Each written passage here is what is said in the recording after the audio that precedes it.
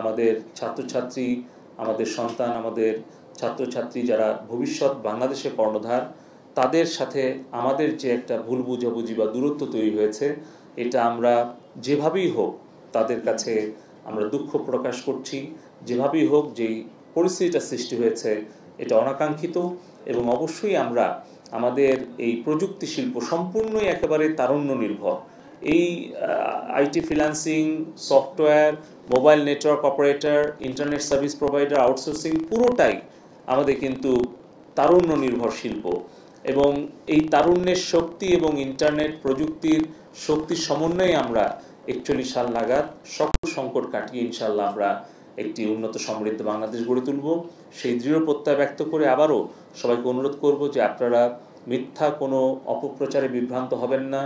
এই সময়ে, এই সংকটকালীন অবস্থায় অনেকেই সুযোগ সন্ধানী দেশ বিরোধী কার্যক্রমে লিপ্ত আছে।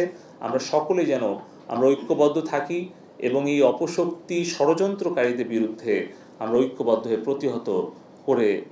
প্রতিহত করে আমরা আমাদের দেশের শান্তি, শৃঙ্খলা এবং উন্নয়ন অগ্রযাত্রাকে ত্বরান্বিত করার জন্য আত্মনিয়োগ করি। টেলিকম এবং আইসিটি সেক্টরের যে ক্ষতি, সেটা কিভাবে কাটিয়ে ওঠা যায়, তার আরেকটা বিষয় হচ্ছে যে আমাদের তরুণ প্রজন্মের আস্থা, বিশ্বাস কিভাবে আমরা আসলে বাড়াতে পারি, বৃদ্ধি করতে পারি, এবং এই যে একটা কর্মসংস্থানের যে একটা ঝুঁকি তৈরি হয়েছে সেটা কিভাবে আমরা কাটিয়ে উঠতে পারি। আমাদের আইসিটি ডিভিশনের একটা ইন্টার্নশিপ প্রোগ্রাম আছে, যেখানে আমরা লক্ষাধিক তরুণ তরুণীকে আমরা ইন্টার্নশিপের আওতায় আনতে পারবো।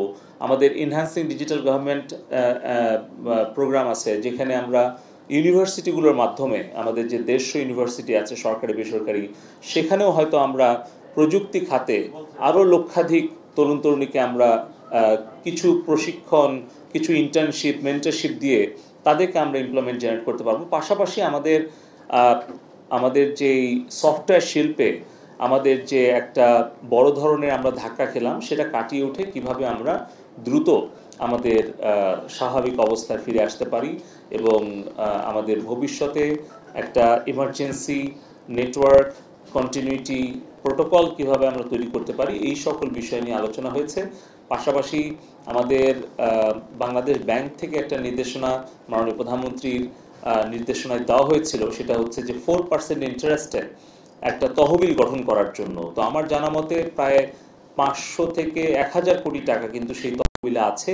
তাহলে সেটা কিভাবে আমরা এই 4% বা আরও অল্প সুদে কিভাবে আমরা আমাদের যারা সফটওয়্যার শিল্পে বা ইন্টারনেট সার্ভিসে আছে বা হার্ডওয়্যার কিংবা মোবাইল বিভিন্ন সার্ভিসে আছে অথবা আউটসোর্সিং শিল্পে আছে, এই জায়গাগুলোতে কিভাবে আমরা সেই স্টার্ট আপ ফান্ডটাকে আমরা কাজে লাগাতে পারি, তার জন্য আমরা একটা রিকমেন্ডেশন তৈরি করব।